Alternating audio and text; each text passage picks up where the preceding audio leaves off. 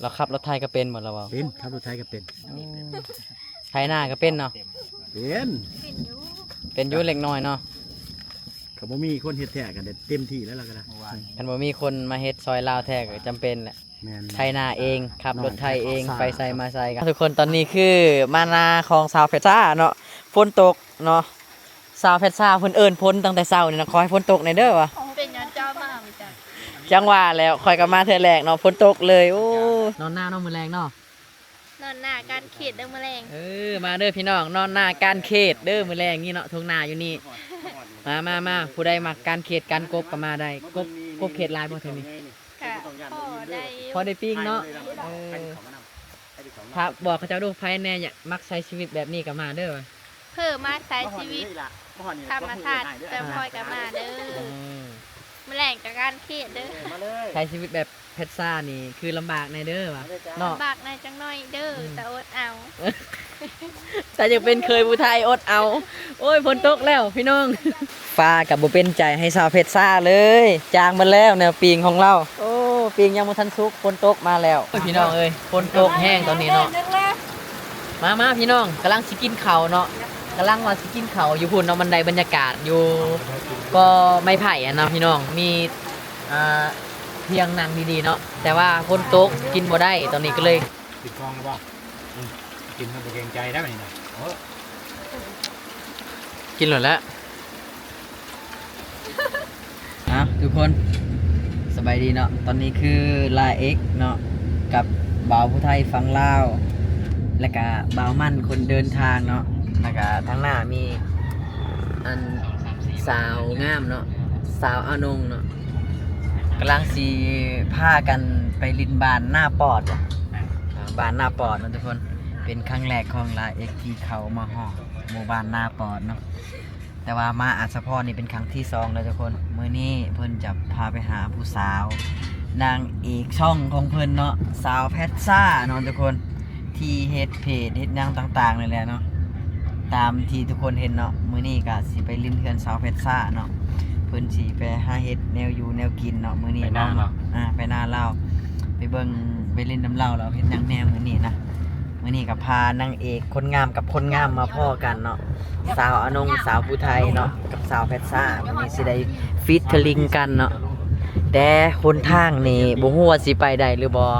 เนาะรถเก๋งเนาะเขาไปได้บ่ฮู้เนาะ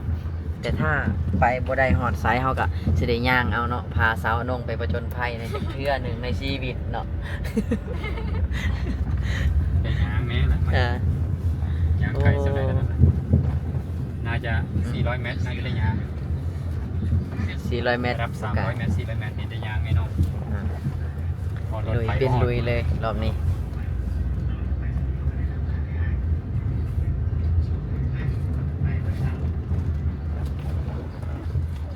ดึงโทรศัพท์ไปนำบ่เมาบ่เนาะตัดคลิปไปนำบ่เมาบ่ เขาปิดโหดอยู่ตรงนี้เขากัน นี่เมาได้กันทาวานจับโทรศัพท์ขึ้นมานี่บ่ได้เลย นี่เขากันไม่ได้ยินลิ้นเลย ตอนนี้พาผู้สาวซื้อน้ำเนาะได้แหลกเงินก่อน 600,000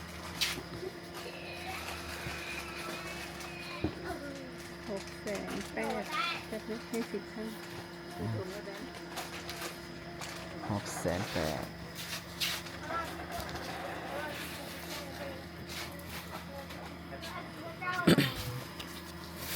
โอเคประกาศไล่เลยอันนี้เท่าไหร่ ก็เลยฟ้าไอ้แบม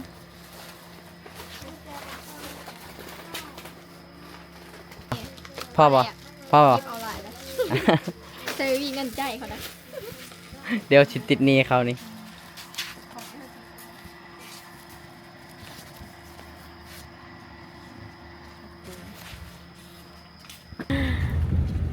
หอดดีใจเนาะมันเนาะจะหอดบ้านค่อยแล้ว โอ้หนทางนี่เนาะ แถวนี้เขายังไม่ได้ โอ้ย ดับ สิไปฮอดหรือบ่ ท่าน้ำเผือกอ่ะ ฝนบ่ตกเนาะน้องเนาะทางนี้เนาะ ฝนตกเนี่ย บ่มีฝนเอ้ยเหมือนคนตาปีด คนตาปีด เป็นคนอารมณ์ดีเนาะสาวน้องเนาะเรายิ้มเบิดมือเลยนะ อารมณ์ดีแหละเนาะ แมน อารมณ์ดีเลยเรายิ้มง่ายเนาะ แบบฟีลลิ่งนะคนแบบนี้นะโอ้ผู้ใดได้มาเป็นผู้สาวนี่คือสิโชคดีแท้ น่ะผู้บ่าว โชคดีบ่น้อง โชคดี โชคดีแล้วเนาะ สาวไทยเอาใจเก่งดิ แม่นคือเราเอาเด้ เข้าใจเก่ง ใจเก่ง เนาะ สดไหลเห็นแต่คน น้องผู้เฒ่าเนาะ อันนงได้ผู้บ่าวไม่ได้คนโซโซ มีแต่คนโซบ่โอ้ยเจ้าก็หาคนดีๆนี่แหละคนดีแบบ โอ้หาบ่ได้นี่เลย เข้มแข็งแน่อย่าเอาร้ายผู้เฒ่านะสิเฮ็ดหยังบ่ได้ คนซัวเมียนคนโซได้ คน ฮะ คนซัว คนชั่ว ได้แต่คนบอดี้อ่ะก็ว่าบ้านอุ้ยเงินในน้องทางนั้นมา ใส่หู งางู มาเด้อเงินมาเด้อ บาดเด้อสิได้โชคลาภบ่เฮานี่ แมน ลาบไปได้กินแล้วเด้อเพราะว่า ขี่รถมาก็มีงูลัดทางเนาะ งูเป็นแล้วงูหัวเหลืองๆน้อย งูข้อพริกคืองูเมซอย คน งูเม โซ ซอยมันไปเป็นงู แล้วบอกคนโซคือแล้วว่ามันได้เพราะแต่คนชั่วสินะ ๆแมน อ๋อ สาวไทยโซ ค่อยคิดแล้วคนโซคนผู้เฒ่าสินะ นกเสียว โอ้ เลยเนี่ย บ่จักภาษาผู้ไทยเนาะคิดว่าคนโซคนที่เฮ็ดเวียกเฮ็ดงานบ่ได้บ่แม่นเนาะค่อยก็เลยว่าหาคนที่เข้มแข็งแน่วะ น้องบอกว่าเฮาเจอแต่คนโซทางนี้เพราะว่าก็แม่นแล้วเอาแต่ผู้เฒ่าก็โซ่แล้วเพิ่นว่า อีหยังวะ เนี่ยก็บ่ลงน้ำผู้เฒ่า จักแล้วบ่จักภาษาเนาะคิดว่าเราเอาแต่คนโซค่ะหาเอาคนที่เข้มแข็งแน่วะ ผมยุดเลยคือเซนนะ คนโซ คนโซ่คนโปรยคนได้ป่ะ คือคนโซคนป่วยหั่นคนที่แบบไปใส่บ่ได้มาเอ้าเจ้าข่อยก็งึดแล้วอะเจ้าก็สิคนแบบนั้นเจ้าก็มักบ่คิดในใจว่า บ้าเนาะนกก็มาคนเท่าบ้านนั้นซื้อ โหดแล้วเนาะ เพิ่มบ้านในยอดบ้านจากปากกาไปที่นั่น หอนแย่งแล้วเนาะทุกคนเนาะหอนแย่งแล้ว เรากำลังไปนี่นะ นี่คือหอดแยกหมู่บ้านนาปอดเนาะทุกคนเนาะทางพุ่นก็สิเป็นหมู่บ้านเขาเจ้าเนาะมีหมู่บ้านหลายคนหลายหลังคาเลยทุกคน ถ่ายคลิปอยู่มาเท่าแรก เถื่อแรก เบาเที่ยวได้เจาะไปเอาไปเบิ่งปลาน่ะเบาที่เขาตักปลาหลายๆนะ พูดเลยมาแล้ว เล่นมา เรื่ แล้ อ ว งผู้สาวนาปอดเนาะกล้าไปดิ อันนี้เขาดำหน้าได้สองคน แม่นบ่ ไปค่ายไปดำห โอ้ น้าใกล้หน้า ลุยทุกคนรถเก่งว่ามันรอบนี้ มาในใจ เด้อทุกคนไปให้ผู้สาวเปิดประตูเนาะ คุณคนขับว่ายอมลงเนาะให้ผู้สาวลงไปเปิด ขอมันขอร้อย เนาะ ไปหน้าน้องเป็นหน้า มันก็โพดแล้วบ่าวมันคนเดินทางเนาะให้น้องอนง ก็ฝน ไปเปิดประตูอีกโอ้ ชนบทคักๆต้น อืม เห็นแบบนี้แล้ว ป้าบรรยากาศ ใจดีแบบ กำลังสิไปหน้าเนี่ยทุกคนเลยเนาะไปหน้าสาวเพชรซ่าเนาะโอ้เขาเลิกเติบอยู่ได้นี่ ได้บรรยากาศ แมน คนบัดเฮ็ดไป เธอโดนลงเปิดประตูผู้บ่าวนี่มันก็ได้ เอ แล้ว อ เนาะอยู่ทางล่างเนี่ยอยู่ซื้อเนาะน้องเนาะ นี่ บ่ได้ ตัวทางไปหน้า ย่านมึงออกไป เบิ้งเนาะหัวเขาเจ้าคักขนาดเลยอู้ทีคักเนาะบ่ได้เป็นเคยแถวนี้ต้องดุมันคือจังเบามันว่าแหละตาหัวเพนนี่พุด3 เดือนบ่แล้วไอ้ลี ท่านบวชแล้วมาเป็นเคยนี่ให้ได้เนาะเขาไปเป็นเคยแถวนี้ เอ้า ได้ลงกันได้ ทีนี่บ่เอ้ย สิลงอีกบ่นี่ ครับนาที ลุยเป็นลุยเลยทุกคน โอ้โหนะเพื่อสิหอดหนาผู้สาวก็ได้ปื้อพี่น้อง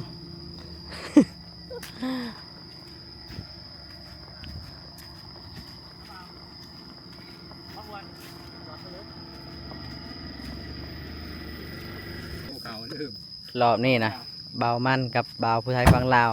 พาสาวอนงไปประจนไผ่เนาะ สิพาย่างเลาะทุ่งนาย่างเดียวมือนี้เพื่อไปหน้าคลองสาวเพชรซ่าเนาะแต่บ่ฮู้ว่าสิหอดหรือบ่เนาะอนงก็บ่เคยมาแม่นบ่ บ่ ครั้งแรกบ่นี่ อันกระแสรถเอาไว้นี่ เออ ได้ละ แต่ว่าอย่าลืมได้นี่มีกระแสเฮาเพิ่น ลุยขนาดเนาะ มีของไว้กันได้ไหมคนละไม้คนละมือ โอ้มาอาสะพรรอบนี้เนาะผู้สาวอาสะพรพาไปดำหน้าเด้อ ป้า หน้าเขาลาย แถวนี้เขาเจ้าเฮ็ดนาอย่างเดียวหรือเปล่า กระดำ เขาเจ้าบ่มีไห้เนาะมีแต่นาเนาะ ไทยเขาก็มีเขาปลูกมันเด้ อ๋อเขาปลูกมัน ดำหน้า อ๋อแล้วนาน้องอนงเด้กว้างปานนี้คือกันบ่ บ่อหน้าน้องบุกกอง บ่กว้างบ่ บ่ อ่าเด้อ เดี๋ยวปีนี้เฮ็ดหน้าเขาน้ำก็ได้หลาย บ่ แม่น อ๋อ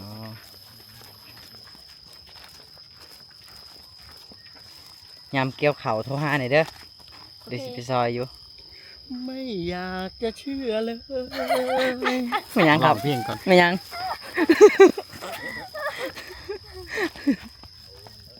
มาขามน้อยนี่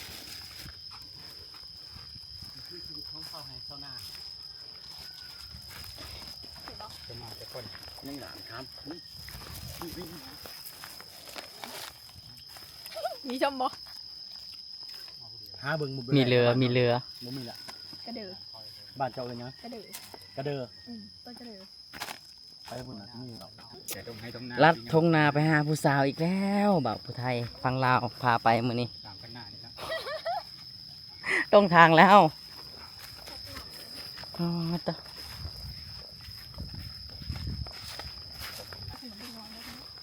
ตะพุ่นทางพุ่นเขาเจ้าลกกาอยู่เนาะ เอาขนมเพื่อเขา เออ เอาเฮ้อเลยแหละ มีของยาม ไปเด็กน้อยนะโอ้เบิ่งเนาะ รับธงขบมาขอดงเด้อทุกคนเด้อ มากกัน เขาดำเลยเนาะมองนี้ วันนี้เรามาอะไรนะอนง มา ทางนี้เขา มา ลกกา 4 คน เนาะลกกาแล้วดำเลย คนที่5ตามหลังมาอยู่ เกิดว่า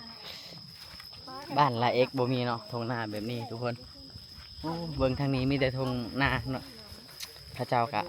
น่าจะบ่อึดข้าวอึดน้ำแล้วเบิ่งทรงแล้ว กำลังสิถามเราขึ้นแหละกำลังสิถามว่าเอาอยู่บ่คนดำหน้าซอยลูกเคยเอามาฝากคนหนึงแล้วนี่แล้วว่าบ่มีลูกสาวแล้วเลยเนาะฮะ กาอันนั้นนี่นะกา มีลูกสาวอยู่บ่เป็นผู้สาวอยู่บ่ ตอนขุมนะ นี่ ลกสะบั เอา ด ลูกเคยมาให้เจ้ามาดำหน้าซอย เพิ่นกำลัง โอ้ ขึ้น แต่ว่า ขึ้นพักเที่ยงเนาะ แต่ว่า2 คนที่กลายไปกี่นี่บ่ลูกสาวแล้วนะโอ้ถือว่าให้หลายก็ซอยแล้วดำหน้าแล้ว มาอัศพรเนาะสาวนงพามาดำนาโนนทุกคนนาบ่มีน้ ขอเราลงผ่าเลยนะ ำบ่มีน้ำเลยบ่นง โบ แห้งคักเนาะ แห้ง โอ้ แบบพอจะดิบซุ้มๆนะซุ้ม เออ ได้ไง เนาะ น้ำหน่อยมันทำใจแล้วอีหลาย เต็ม สุดเว้ยแบบนี้ พอได้ย่างอยู่ได้เนาะอยู่ได้อะน้องฮอดแล้วบ่นี่ หอดแล้ว ฮะ หอดแล้ว คือไก่แท้ นั่นแหละเหอะออกมาแล้ว เนาะเจ้ากับพาลัดทุ่งนาพาลัดป่าลัดดงอีกบัดนี้ บ่เป็นเธอคันจะเป็นเผื่อไปไทยก็ต้องแบบนี้นะ ต่อต้องแบบนี้เนาะ อืม อ่าไผอยู่แบบนี้ได้กะมาเด้อ โอ้ยเมยเด้ เมื่อยเลย ยางขึ้นนี่เป็นหอมเลย เบิ่งแต่งตัวบังงามๆหมดพาเลาะทุ่งนา น้องหอม พูดบ่าวผู้ไทยฟังลาว เมื่อกี้นี่เกือบสีดำหน้าซอยเขาเจ้าเลย ยาง เมื่อกี้นี่เนาะพี่มันเกือบความดันขึ้นเลยผู้ ออกไปคนละย่างแบบสบายชิวๆเลย ซิ่วๆเลยบ่ ชิวๆเลย โอ้เนาะเมื่อกี้นี่เนาะย่างไปตลาดนะบ่ได้พ่อผู้สาวจากคนลาวก็ทำท่าเจ็บตีน แต่พ่อฮู้จักว่าอยู่นี่มีผู้สาวเอ้ยซิวๆเลย เจอผู้สาวแล้วเอ็กหายเหนื่อยเลย ฮ่าสบายดี ขอมือหาย ส ไป วัส เล ดี ย จ้า โอ้ผู้งามไม่ดีเนาะ ตอนนี้ก็หอดแล้วทุกคน ส้มกับการที่ย่างมาแต่พุ่นบ่นี่ส้มบ่ ฟาดเผาแห้งจนสิส้นโทรศัพท์อานง เป็นเนื้อเลยไงนะ มวนหลายได้ส้มธรรมชาติได้เบิ่งวิถีชีวิตคนแถวนี่เขตนี่เฮ็ดหยังนี่เฮ็ดหยังอยู่ตอนนี้ กำลังมาหอด ขึ้นแต่มาดำนาแล้วบ่นี่ รถจักรมาหอดที่นี่ ทันได้ลง ยังบ่ทันได้ลงเทื่อ มาแต่บ้าน โอ้หากันมาแต่บ้านบ่ แมน โอ้ยนักเด้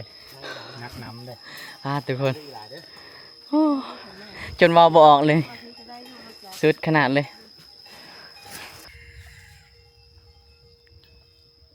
ตอนนี้กำหอดหนาผู้สาวเลยเด้อย่างมาประมาณ2 ลักบ่ฮอดที่200 เมตรได้บ่ โอ้กว่าแล้ว100 เมตร เท่าไหรคิดว่า 200กว่าบ่ได้ 200 กว่าบ่เพื่อมาเบิ่งผู้สาวอาจสะพรเนาะมาเบิ่งวิถีชีวิตสาวอาจสะพรสบายดี สบายดี แนะนำตัวแหน่ คอยสืบน้องเพชรซาเดอร์สาวผู้ไทยบ้านนาโปดเมืองอาสาพรไขซอนในเขตเด้อ นี่คือสาวเพชรซาตัวจริงเสียงจริงเลยวันนี้ แม่น ว้าดเคยเห็นแต่ในเพจเนาะเห็นแต่ในเพจก็ติดตามเราอยู่เราดำหน้าบ่โลกกาบ่เบิ่งคลิปเราตลอดเนาะมื้อนี้ได้มีโอกาสเนาะมาเรียนอยู่เที่ยงหน้าของเรา ได้ลงไปดำหน้าแล้วหรือยังนี่ ย่างตอนแรกคนละ อ๋อตอนแรกเนาะ แม่น อ๋อช่วงนี้พักโรงเรียนแล้วบ่ ภาคแล้ว เรียนอยู่ห้องใดล่ะ ม5ปีละมากับม6แล้วเด้อ โอ้จักปีแล้วสาวเพชรซา 15 ปีย่าง56แล้ว โอ้เนาะสิเข้า16แล้ว เหงาได้ตัวนี้ มื้อนี้มากับสาวอนงเนาะแล้วก็สาวเพชรซาเคยเฮ็ดคลิปนํกันบ่2คน บ่ บ่เคยเลยบ่เอาเป็นครั้งแรกบ่ แม่นคือจะคิด บ่ ว่ามัน บ่แม่นเรียนโรงเรียนเดียวกันบ่ เห็นหนูเห็นเดียว แต่ว่าบ่ค่อยได้ร่วมกัน แม่น อ๋อ เห็นอยู่ เห็นกันอยู่เนาะหรือว่าแย่งผู้บ่าวกันบ่ ก็อยากแล้วเนาะจักโมงสิลงดำหน้านี่ 3-4 โมงเวลาลงไปแซมซื้อ อ๋อหน้าแถวนี้นะบ่ค่อยมีน้ำเนาะ ๆแม่น อ๋อหน้าโน่นเนาะโอ้ไปพี่น้องมาเด้อผู้ใดอยากมาดำหน้าเขาฟ้าวมาโลดเนาะคักเนาะบรรยากาศอยู่เทียงนาของเราโอ้เจ้าขี่รถจักรมาบ่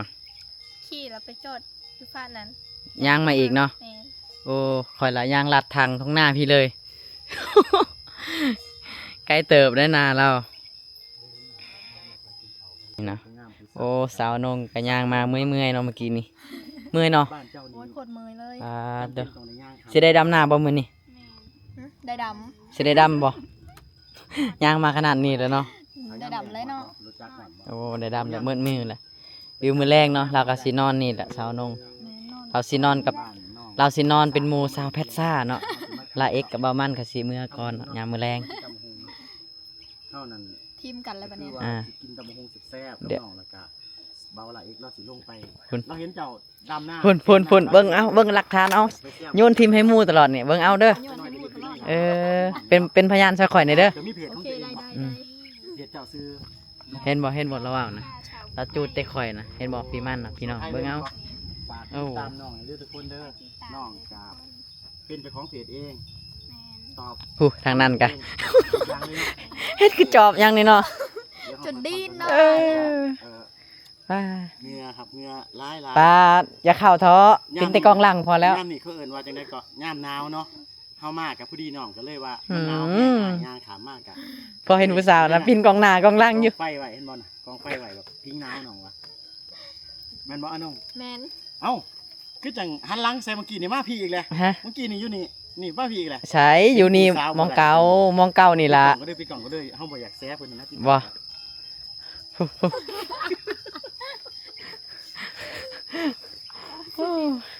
พอเห็นผู้สาวงามแล้วปินกองหน้ากองหลังเนาะ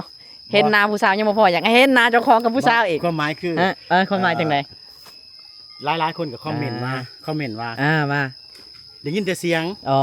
อยากเห็นหน้าแน่ อ๋อ ว่าเจ้าของหรือว่าแอดมินเนี่ยเป็นหน้าตาจังได๋หั่นนะ อ่า เฮาก็ว่า อ่า เขาก็บอกเพิ่นอยู่ว่าเจ้าย่างเข้าไปในโรงงานรอปูน อืม แล้วก็เห็นเหลี่ยมเสาแตกนั่นแหละคือหน้าเฮาเลยว่ะ โอ้จังสิวะ อืม เจ้าเสื้อเล่าบอสาวเพชรซ่าเราถ่ายคลิปนะปกตินะเราจะบ่ค่อยได้ออกหน้าตัวเองนะเราเฮ็ดคลิปสไตล์นั่นแต่พอเราไม่เห็นเจ้ามื้อนี้คือว่าปิ้นกองหน้าใส่เจ้าเอง เราปิ้นกองหน้าเราจะเห็นหน้าให้เห็นหน้าเจ้าของอีกวันนี้มื้อนี้เอาสาวนงนะมานอนเป็นหมู่เจ้าอยู่ท้องนาเด้อ แมนแล้วนี่แหละ มื้อนี้สิเอาสาวนงมาเป็นหมู่สาวเพชรซ่าเนาะเขาเจ้าสิมาเอาแฮงกันดำหน้าเนาะ โอ้น่าฮักทั้งสองคนนั่งใกล้ๆกันเบิ่งดูสองคนนะยับเข้าหากันเบิ่งทุกคนเชื่อว่าข้าเจ้านะสองคนนะบ่เคยทักกันนะเคยพอกันอยู่แมันบ่ แมนห็น เคยพอกันอยู่บ่ เห็น เคยพอกันอยู่แต่ว่าบ่เคยร่วมกัน แมน อ๋อเฮียนกับโรงเฮียนเดียวกันแม่นแต่ว่า เฮียนอยู่โรงเฮียนเดียวกันเหรอวะ แม่ อ๋อน ห้องมห้าเบิดทั้งสองเจ้าห้องมห้าคือกัน แม่ หลักมห้าอ๋ออายุ16เจ้า16บ่ 15คือกันโอ้ ถ่าย เด้อ แน่อันนี้ก็จะถ่ายเลย แบบนึง ถ่ายให้เราเนี่ยพี่มันโอ้เด้อเบิ่งเนาะ เอาเลยนะจ๊ะชนะ นี่ เด้อ เนาะ เดี๋ยวเอา60เฟรมก่อนนะ คนงามกับคนงามมาพ่อกันเนาะสาวแพทซ่ากับสาว ส อน บาย ง ดีทุกคน ตอนนี้ก็มาฮอดหน้าสาวเพชรซ่าแล้วเนาะอนงก็สิเขินๆเนาะเพราะว่าบ่เคยถ่ายคลิปนํกันบ่มีแนวว่า เดี๋ยวไอ้สต็อปไปให้เด้อสิเอาไปไกลๆตัวเลยตัวนับ2ในใจเลยกะเป็นจังได๋จ้าสุกคนน้องแพทย์ศาสตร์ ฟังครูสลาบอกเด้อ ครับน้องแพทย์ศาสตร์ครับน้องแพทย์ศาสตร์ ป้า บอกง่ายว่าน้องแพทย์ศาสตร์เป็นจังได๋ทุกคนงามบ่จ้าสาวผู้ไทยคือกันเด้อจ้าก็ได้เด้อนับ3ในใจเด้อ ไม่เห็นเลยเนาะ 1 2 3 นี่ทุกคนสาวเพชรซ่าเป็นเนาเลอร์งามอยู่บ่เป็นสาวผู้ไทยคือกัน สาวผู้ไทยบ้านนาปอดผู้นี้นะ อันนี้สาวผู้ไทยบ้านน้องเดินเด้อ ปั๊บอักซิบ ได้ปะ ได้คิดไปจะนับ3ในใจเด้ออีหล่าเด้อแล้วก็ตักน้ำแล้วก็ว่าให้เฮาน่ะซิมน้ำบ้านเจ้าเป็ดเขาเห็นหยัง นั่นแหละ มื้อนี้สาวอนงก็อารมณ์ดีคักเนาะยิ้มเบิดมือเลยหัวเบิดมือเลยมากับเบามันเนาะ เคมีเฮาถือกันแต่มือแรกพุ่น แม่นบ่ เออ เนาะ เส้นถือกันมากแต่มือแรกเฮาก็ได้ ปก การ ติ กั บ่ น ได้เว้าแบบนี้ได้บ่ได้ ปกติบ่ แบบนี้ได้ อ๋อ อันนี้ผิดปกติ กับมีห ผิ ยั ด ง ปกติ กับมีหยังเฮากะอันใดที่มันให้คำปรึกษาน้องเฮาก็ปรึกษาน้องได้ว่าอีหล่าพยายามเฮ็ดเด้อมันบ่มีไผเฮ็ดเก่งตั้งแต่ได้ดอกจังซี่นะบอกน้อง น้อง ไป เป็นซ่าแชทบอกน้องเลย อันนี้นกเลี้ยงบ่อันนี้ได้นกหยังอัน แชทบอกน้องเลย อากาศอยู่นี่เนาะเย็นดีคักอีหลีพี่น้องเอ้ยเป็นตานอนเล่นเนาะคักขนาดเลยสัมพ่อเนาะสาวแพทซ่าจึงออกมานาตลอดเลยเนาะอากาศดีคักเนาะคันอยู่เฮือนนี่อุ้ยบ่เป็นตาอยู่เลยอากาศร้อนแบบนี้นะแล้วน้ำกินอยู่หน้านี่เจ้าไปตักน้ำยังมากินน้ำสร้างบ่ ตัก เนาะ น้ำค้างมากิน อยู่ไสละมองใดล่ะ นี่คุณอยู่ทงหน้าคุณกู เจ้าไปตักเลยบ่ แมน ก็แบกเอาเลย แมนเจ็บ อ๋อตอนนี้เจ้ามีบ่ที่ว่าเจ้ามาตักแล้ว ได้บ่ในตุกที่เจ้าตักไว้แล้วอ๋อ ไว้แล้ว พันหูให้บ่ เซอร์มองนี้ไว้แล้วอ๋อนี่คือน้ำกินของสาวเพชรซ่า ไก่เอาไว้ทอด โอ้กินน้ำสร้างเนาะบัวหน้าเสือเลยพี่น้อง คนผู้งามสิเราก็กินน้ำสร้างน้ำธรรมชาติตามทงไห้ทงหน้าได้เนาะโอ้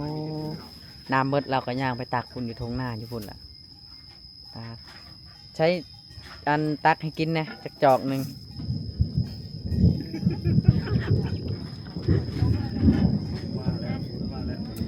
เบิ่งเนาะ น้ำสร้างธรรมชาติอยู่ไฮอยู่นา โอ้เนาะโอเคเดี๋ยวสิกินน้ำก่อนทุกคน นี่เนาะโอ้เรากินให้เบิ่งเลยเนาะเห็นบ่คือสิเย็นดีเนาะ เย็นตักเสื้ออูไว้แล้วมันเย็น เอาถามแน่สาวเพชรซ่าได้ผู้บ่าวเลยตีตอนนี้ ยัง ยังบ่มีเนาะโอ้แม่นบ่แล้วแม่นบ่เนาะนี่เอ้ยเห็นบ่เจ้าขี้ตัวเห็นบ่ฟ้าดังห้องเลย กำลังเฮียนอยู่เนาะยังบ่ทันมีผู้บ่าวเทื่อเนาะ แมนยังเห็นอยู่ โอ้ยังเฮียนอยู่เนาะยังบ่มีผู้บ่าวมาจีบเทื่อแล้ววะบ่เชื่อก็มาถามเราเบิ่งถ้าเราบ่ตัวเด้ออยู่ตรงหน้าพี่แหละ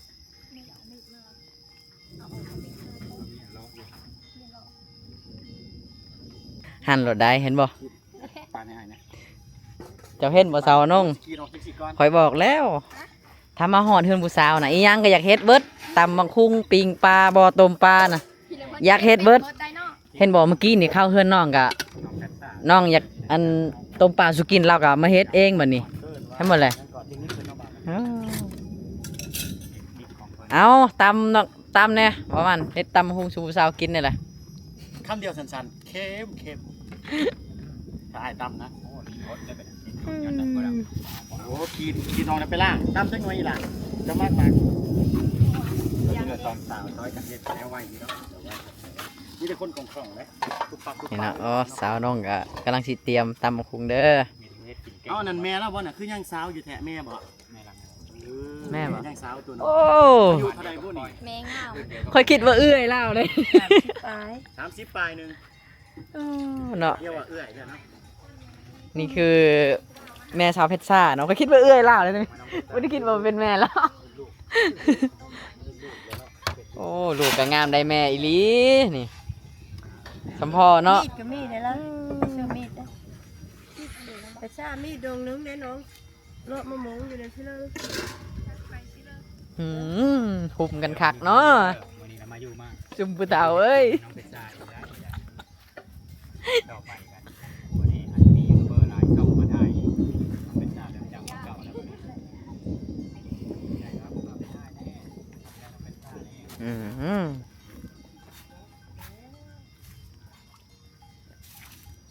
สองสาวผู้ไทย เอ้ย คนละบ้านแต่งามคือกันงามคือเดียวมึงก็เคยเสียถ่ายกันอีกนะ มาจะได้กินตำบักหุงอีกมื้อนี้ มาถ่ายคลิปอีก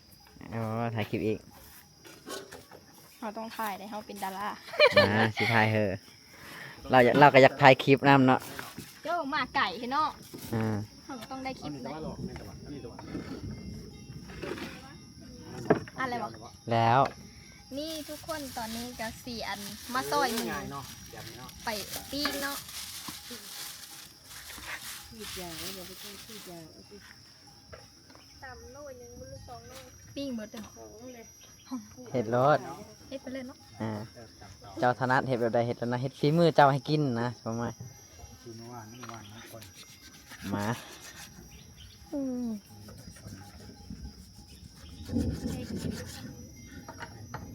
ไม่ได้ครับจะจับกันเป็นมือกองให้อันนี้เราเอาจะเลิกเอาจากเอาปากกองมันจะพอแหวน เอาเพื่อจะเอาเต้าเอง นั่นนะยูทูบเบอร์คนนี้ ถ้าโบแหวนหน้าเนี่ยตัวค้ากล่องตัวเอาเพิ่มกัน รีบเอาเขาเลยเนาะ ค้ากล่องตัว ถ้าอัน ตัวว่าวและ2ตัวได้นี่นะมันเป็น2เฮา เยอะกว่าเฮ็ดแล้วก็บ่จักแนวเว้าแล้วบัดนี้ ตัวเห็ดคลิปคือเอาก็ได้ตัวก็ตัดมองให้กินนั่นนี่ 3-400กันนี่ เขาก่อนจะให้อะไรกันแต่งอัน แล้ นั้ วน จะเอาให้น้องใส่ถุงยาง อัดมาอีกบาดอันเอาเอิบก่อน พวกกันมันพันแบบ เพิ่นว่าแม่เรากำลังล้างโคกเนาะลูกสาวกำลัง พี่ไพ่เนี่ยไม่ถ่าย กำลังพักบักหุงเนาะ แล้วก็ โอ้ตุก แม่น ตุกแฟมิลี่ก็เบาหวดนี่มาถ่ายนะคนงามเห็ดจังได้ก็งามนั่งซื่อๆก็งามน้องนั่งหันใจถิ่มก็งามด้วยแต่คนงามทางนั้นใจถิ่มก็งามแต่คนงาม เรากำลังตำบักหุงสู่ยูทูบเบอร์ไทยเนาะเบามันคนเดินทางเนาะอันนี้ เรียบร้อยแล้ว เก่งอย่างนี้อันนุ่งก็เห็ดกับเขาวปั๊บแบบย่อมนะเก่งแท้ เราขับรถไทยก็เป็นหมดแล้วเปล่า เป็นครับสุดท้ายก็เป็น ไทยหน้าก็เป็นเนาะ เป็น เป็นอยู่ เป็นอยุ่เล็กน้อยเนาะ เขาบ่มีคนเห็ดแท้กันเต็มที่แล้วเราก็ได้ คันบ่มีคนมาเฮ็ดซอยลาวแท้ก็จำเป็นแหละ แมน ไทยหน้าเองขับรถไทยเองไปใส่มาใส่กัน สาวสวยครับผมสาวสวยเมืองอัสสพรแขวงสวนนเขตผู้ใดอยากมาเล่นน้ำนองกะติดต่อเบาหัวได้เด้อทุกคนเด้อเอาพามาหอดหมองทุกที่ทุกตะนั้นเลยทั้งนั้นกำลังเทขนอใส่คู่หนึงว่าซั่น เรากำลังเอามาให้อยู่ตอนนี้แล้วก็มี FC อันนุ่งบอกเช้านี้ว่าเฮาสิเฮ็ดจ้างไว้ก่อนถ้าเข้มมันก่อน เรากำลังสิปิ้งซีนหมู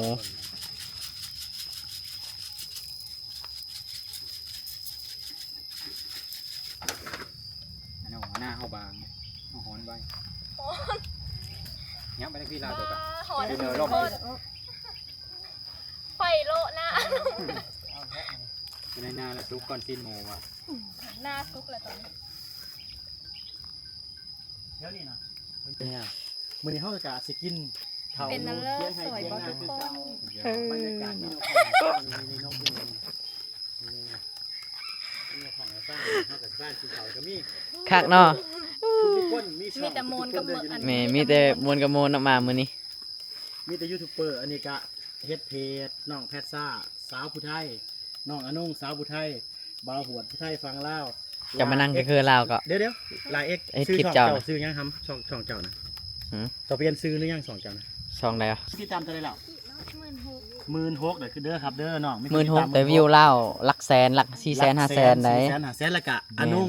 อนงสาวผู้ไทยกับฝากน้องน้ำ เบิ่งคลิปลาวตลอด อนงคนที่ตามเท่าไหรแล้วอีหลาตอนนี้ แม่นก็เบิ่งคลิปเจ้าอยู่ตั้งแต่เจ้าไปเฮ็ดงานอยู่ จ้ะเป็นกำลังใจ เฮ็ดงานอยู่ไสอยู่อาหารบ่ เข้าไปเบิ่งให้เพิ่นเด้อ เบาผู้ไทยไปถ่ายเด้เบา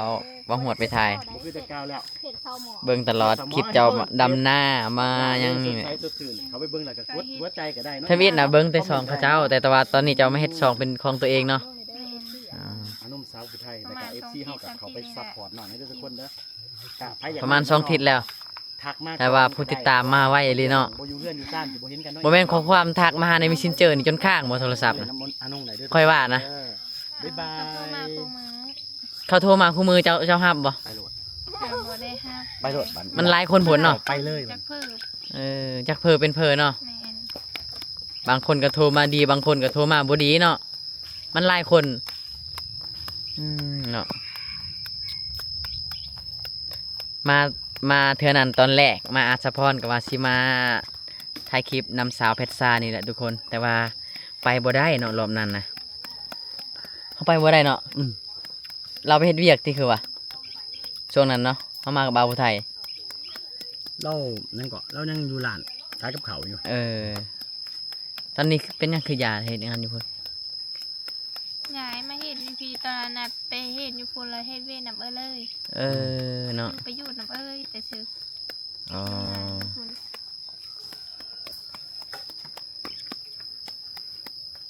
เนาะไปนี่บอก เบิดปลาเลยได้เขากินเบิดปลาแหละ ดูข่าวจังเลย บ่เมื่อยบ่ตัวนางจังซี่นะ ว่าเราใส่มือยิบเลยบ่เคยเลย เคยแล้วเนาะถ้าคนบ่เคยเนี่ยนั่งจังซี่โอ้เป็นตะคริวแล้วเนาะบาดตำหูมักหลายๆนึง ผู้บ่าวเฒ่าผู้ใดขี้ดื้อน้องอนงเสียวอันนี้เอาไป อันนี้สาวเพชรซาก็พักมังหุงแล้วเนาะได้หลายเติบอยู่ เดี๋ยวตอนนี้กำลังทาปิงซีนหมูเนาะสาวอนงเป็นคนปิงซีนหมูโอ้มื้อนี้ได้กินข้าวแซ่บแล้วมื้อนี้เนาะเบามันเราเจ็บกระเพาะบ่ค่อยกินข้าวอยู่เฮือนบัดมาลาวนะข้าวอยู่เฮือนกระเจ้าเบิดติ๊บโอ้ยโพดโพเลยพี่น้องเอ้ย งานเนาะตอนนี้ต้นซา เจ้าฮู้ว่าเป็นหยังกระเจ้าจึงไล่มาแต่เซโปนี่ให้กลับไทยนี่ย้อนนี่แหละย้อนนี่แหละ เอาไปกินแล้วเนาะ มีเขาวให้กินเขาวเบิดเหล่าเลยอีหลาย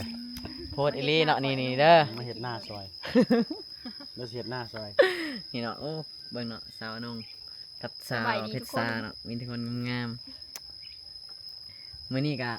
สุดจัด น้องเพิ่นก็มีแต่ข้าวติ๊บน้อยเด้อมื้อนี้เด้อพยายามกินให้มันน้อยแหน่ พอเบิ่งอยู่เนอกกล่องตัวเนาะ พอเบิ่งอยู่ ต่อไปกับคนรู้จักเราตอนนี้ก็เริ่มดังไหลเข้ามาแล้ว กำลังต อันนู้นเลยบ่ซ่า ำแจวเนาะเอ้ยตำแจวบ่หรือว่าสิตำบักหุ่งนั่นแหละเนาะ ไปเรื่อยๆโอ้ยคิดว่าตั้งเด้อ ตำแจวสิตำบักหุ่ง ขอบใจเด้อ สู่ส้นคือไอ้บอกนั่นแหละพัฒนาทุกสิ่งทุกอย่างถ้าบ่พัฒนาคือจบ พัฒนาไปเรื่อยๆ ไปเรื่อย ตอนนี้ถ้ามี สองเพลงยังบ่ทันได้ผ่าน ๆ กดเทื่อเนาะ ให้ตัวเอง ยังบ่ เป็นคน เปิดสร้างรายได้ได้หรือยัง งิน เพจจ้ะ ยังไม่เต็มแก้วถ้าเฮา ยังเนาะ อน้ำไปเต็มแก้วเลย เดี๋ยวก็ผ่านแล้วคนเบิ่งบักหลายๆนี่ เสมอไป ขอแต่ลงคลิปเนาะตอนนี้เนาะ ต็มแก้ว ลงคลิปไปปุ๊บนี่ก็สิมีคนเบิ่งปั๊บโหลด อันนี้ เนาะ ใส่ได้แต่เอามาใส่ มันพ่ออะไรนะ ก็ทุกเนี่ยอาทิตย์ใหม่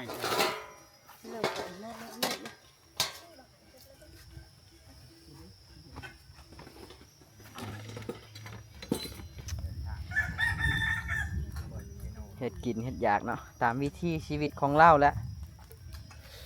เอา แซ่บ ตัวนี้ลงต่ออะไรกัน ใช่แล้วเดี๋ยวฉันเอาออก ยังลงต่อบัดนี้ ไก่ ตัวไก่เนาะ ขาไก่ ขาไก่ ป้าคันมีอันแป้งอัน พงหวะ แป้งกับเพิ่นอ่ะ แป้งนัว ทอดกรอบ แป้งมะกอก โอ้โกกิ ไก่เนาะอันนี้แม่เด้อฝั่งนี้จะเป็นแม่ฝั่งนี้จะเป็นลูกสาวเนาะ คอยคิดว่าเป็นพี่น้องกันมาคิดนี่บ่แม่นเนาะเป็นเอื้อยเราบ่แม่นเป็นแม่เราเนาะลูกงามได้แม่อีหลีเนาะ เบิ่งออยอีว่าทุกคน โย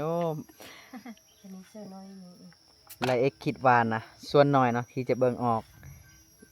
ไลเอ็กคิดว่า FC ทุกคนที่เบิ่งนะคิดว่าน่าจะคิดคือไลเอ็กนะคิดว่าเป็นเอื้อยหรือว่าน้าสาวเนาะที่จริงบ่แม่นเด้อแม่เรากำลังอายุ30ปลายหนึงเนาะ30ปลายปีนะก็ยังเป็นสาวอยู่แหละพี่น้องเนาะ เอาอันนี้มาชิมอันนั้น สิและอาชีพของสาวเพชรซาเนาะแต่ละมือกันอยู่ไฮอยู่หน้าไปไฮไปหน้าเฮ็ดหน้าสิแหละ โอ้เป็นมึงนี่ขึ้นแล้ว สิ่งของลูกสาวนะ ฮะ ขับรถสิ่งของลูกสาว แม่นบ่ ลูกสาวร้องขอชีวิตเลยก็เลยซ้อนท้ายเราไปสาแน่แม่คำสาแน่นั่นแหละเราสิ่ง ส่วนน้ำวาวเนาะ เบิ่งเอาพี่น้อง เนาะ ดีเลยนะ มัวแต่ถ่ายคลิปเนาะเบามันนะปิ้งอันซีนหมูจนใหม่เบิดบ่ฮู้สิกินได้หรือบ่เนาะเอาน้องเนาะเอากินได้บ่วันนี้ พอได้อยู่ แสบเลยยังแสบเลย พอได้อยู่เนาะแสดงว่าบ่ได้เลยแม่นบ่ ได้กิน เบิ่ง ได้ เนาะทุกคนฮู้บ่ว่าเป็นหยังซีนหมูมันจังใหม่เนาะเดี๋ยวตินกองให้เบิ่ง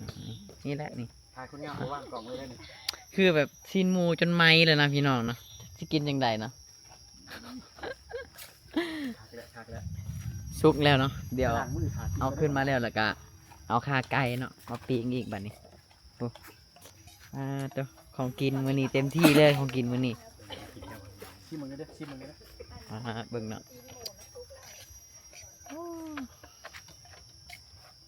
ที่เราโซ่ดูสิหมู เด้อมากินทิมฝีมือน้องเป็ดตาน้ำเดียวเด้อ ชิมมึงก็ได้ชิมมึง อืม ตอนนี้บ่ายโมงแล้ว เบิ่งผู้บ่าว จำเมื่อวานนี่แหละ มาหาเราเนาะ อะไรกิน ชิมมึงเอาลงครับ ต่อไปเนาะเขาก็จะนำจากคลิปนี้เนาะ มานาลาวหลายคนแล้วคิดว่า ว่าง อันนู้นเด้อทุกคนเลยนะ พอดีกินนิ้วเขาเนื้อเลย ขาจับขันจองขาจับโบง อืม นอนนี้เถอะ ขาจับโบง มีเคยเบิ่งขวา อ๋อบ่ถนัดบ่ครับ คุณล่ะ ตามเบื้องซ้ายเนาะจับบวงเบื้องขวา กอไผ่นี่คักเลยได้บรรยากาศดีเนาะ อ่าตัว ไก่นะมีท่านในซุปขาไก่ ยัง แล้วก็ซุปสิ้นโมเพราะเอาสิ้นโม มันกระสุดแล้วผู้สาวคนงาม แต่งกินเนาะ ตอนนี้ก็ แล้วไป ซอยซีนหมูเด้อทุกคนซอยซีนหมูกินกับตำมะฮุ่งแซ่บๆมาซิมอันฝีมือสาวพิซซ่าครั้งแร มาก วันนี้สาวเพชรชายกับแม่มาซอยแล้วบัดน ตัวบอกว่าคุณจ้าคุณจ้าคุณจ้า ทุกคนตอนนี้คือมานาของสาวเพชรซ่าเนาะฝนตกเนาะสาวเพชรซ่าเพิ่นเอิ้นพ้นตั้งแต่เช้านี่นะขอให้ฝนตกในอยเด้อวะ เป็นยันเจ้ามากจ้ะ จังหว่าแล้วคอยกับมาเธอแรกเนาะฝนตกเลยโอ้บ่แม่นเจะเอิ้นพ้นมาบ่นี่ ก็เอิญอยู่คอยได้ดำหน้าไว้ อ๋อเราเอิ้นพ้นเราอยากได้น้ำเราอยากดำหน้าทุกคนเนาะเพราะว่าหน้าของเรานะน้ำเหมือนแห้งเบิดแล้วฟ้าฝนตกเลยทุกคนสิได้กินข้าวบ่วันนี้เอาเนาะเขาสิได้กินข้าวบ่มื้อนี้ ได้กินแน่นอน ได้กินบ่ แข่งคนเลย ฝนตกเลยนี่ ไปกินอยู่เทิงเทียงมันเนาะไปทุกคนเดี๋ยวเราสิไปกินข้าวกับสาวเพชรชาเนาะอยู่เทียงของเราเนาะเออนอนหน้านอนมือแรงเนาะ นอนหน้าการเขีดเด้อแมลง มาเด้อพี่น้องนอนหน้าการเขตเด้อมือแรงนี่เนาะทงนาอยู่นี่มาผู้ใดมักการเขตการกบก็มาได้กบเขตลายบ่เท่านี้ ค่ะพ่อได้ พอได้ปิ้งเนาะครับบอกเขาเจ้าดูไพ่แน่อยากมักใช้ชีวิตแบบนี้ก็มาเด้อ เพิ่มมากใช้ชีวิตธรรมชาติแต่พลอยกับมาเด้อแมลงกับการเขีดเด้อ มาเลย ใช้ชีวิตแบบเพชรซ่านี่คือลำบากในเด้อวะเนาะ ลำบากในอยจังน้อยเด้อแต่อดเอา แต่ยังเป็นเคยผู้ไทยอดเอา โอ้ยฝนตกแล้วพี่น้อง ตอนนี้กำลังสีกินข้าวผู้อยู่เพลงพุ่นละเด้อไปพอดีแล้วสาวเพชรซ่าสิได้ดำนาทุกคนเนาะอู้สิได้กินข้าวบ่บัดนี้พี่น้องเอ้ยฝนตก จางเลือก จางมาแล้ว อานงเพิ่นจมอยากได้ฝนอยากได้น้ำฝนเพิ่นอยากดำหน้าก็เลยฝนตกมาตอนนี้เนาะ ตกกระตกอันคือย่ามก็ได้ ป้าตุ๊จะได้กินข้าวบ่พี่น้องเอ้ยบาดนี้เนาะ เราจำมือเฮาคง ไป กัน ไปกินข้าวเด้อฟ้ากับบ่เป็นใจให้สาวเพชรซ่าเลยจางมาแล้วแนวปิงของเราพูดนะ สิกินบ่สาวเพชรซ่าวันนี้โอ้ปิงยังบ่ทันสุกฝนตกมาแล้วไป คือชีวิตเนี่ยคุณ ดูสิ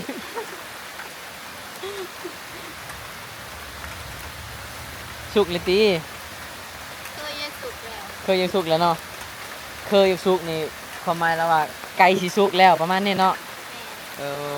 ลาเอ็กกับบ่ค่อยฮู้ภาษาผู้ไทยปานใดเนาะเด้อ มันตกแค่เลย ว่าเจ้าบ่นี่ แค่นั้นเลย เด้อเราอยู่ทงหน้ามีงัวมีควายเนาะควายเรากำลังมาเนาะฝนตกแห้งฝนตกกำลังมาแห้งเนาะพอเลยตีเนาะอย่ามันสิจางเลยตีว่ากับบ่เป็นใจให้สาวเพชรซ่าเลย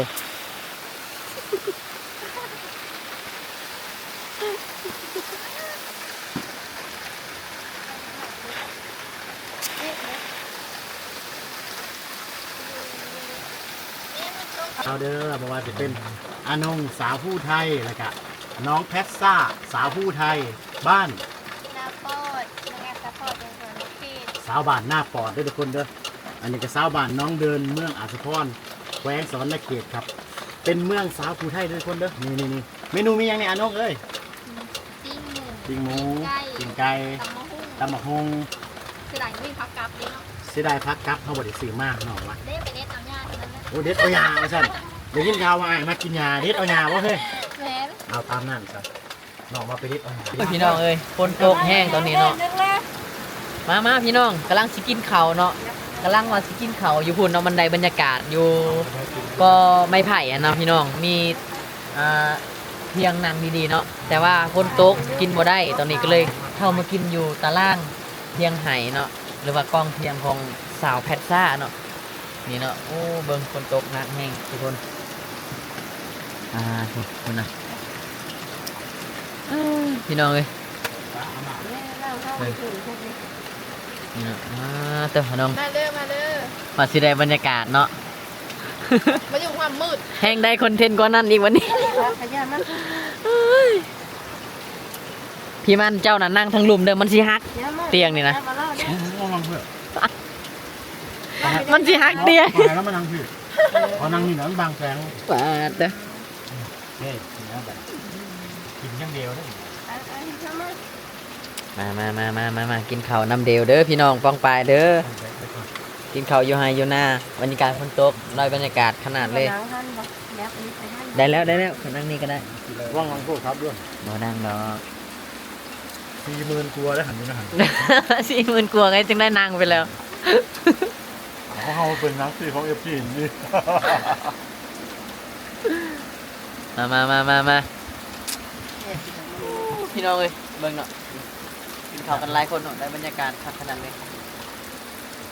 เด้อมานี่เนาะแนวกินแนวอยากไปเบิ่งเอานี่โอ้มันกระสุดสำเนียแหละตำบักหุ่งปิ้งซีนหมูเนาะปิ้งขาไก่บรรยากาศฝนตกมาสิออกไปให้ไปนาก็บ่ได้ดอกแบบนี้ หมูพอดี เด้อ หมูพอดีแสบหน่อยหลังไม่อยากหนองด้วยครับด้วย อันนี้แม่น้องแพทซ่าเนาะ บ้าหัวแบบนี้มันเลยครับกินข้าวด้วยกันเด้อทุกคนเด้อน้องเราขึ้นไปกินอยู่เพื่อนคนกินข้าวกับผู้สาวน่ะอิ่มแล้วเฮานะแต่มันบ่ได้กินข้าวกับผู้สาวน่ะกินข้าวบ่แซ่บมันจักเป็นยังจะไว้ล่ะ คือว่าแขนยาวที่เราเขาไม่ได้ บ่าว อา กัน ย ยาว บ่ยากเนาะคอยพี่อีหนักเนาะ มาเด้อทุกคนเด้อ ก็ยืนเอา กินข้าวน้ำกันมีเมนูหลายเอ็ดน้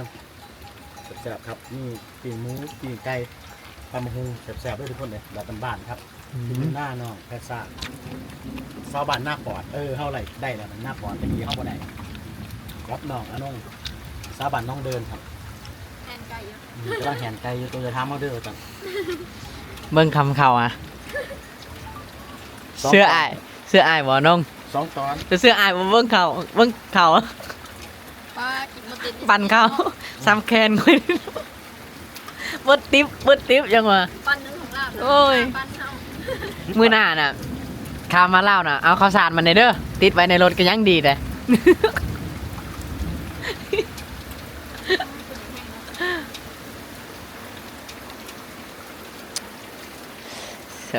ตอนนี้สิออกได้บ่ฮู้เนาะว่าสิออกได้บ่ ต้นค่ะ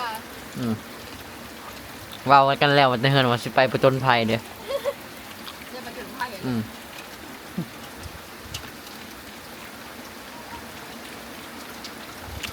ติดกล้องแล้วป่ะกินมันก็เกรงใจได้ไหมนี่นะโอ้ กินหมดแล้ว